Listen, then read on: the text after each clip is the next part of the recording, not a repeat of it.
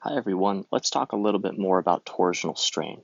I mentioned some aspects of this already, right? We said when bonds are perfectly eclipsing, you have the sigma density of those bonds cause a steric interaction, this strain in the molecule. And it's very important to think about this strain as being introduced by the direct overlap of two sigma bonds on adjacent carbons, okay?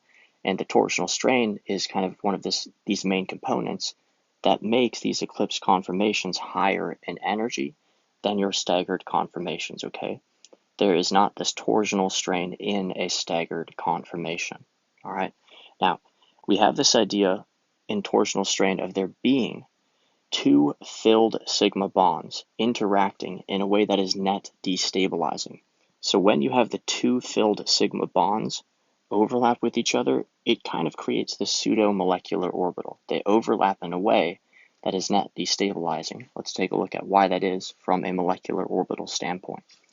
When you have two filled sigma bonds and they start to overlap, you are going to create two molecular orbitals, kind of these transient pseudo-molecular orbitals.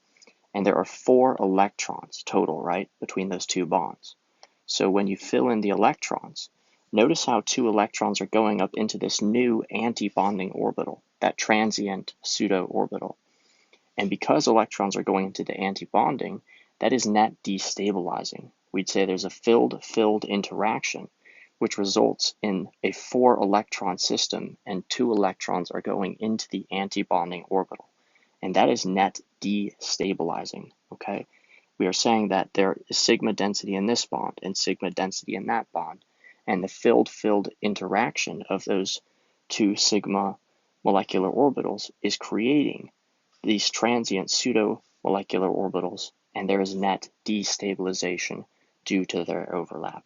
Again, this torsional strain destabilizes eclipse conformations, as well as the van der Waals repulsion between the atoms themselves and their electron clouds.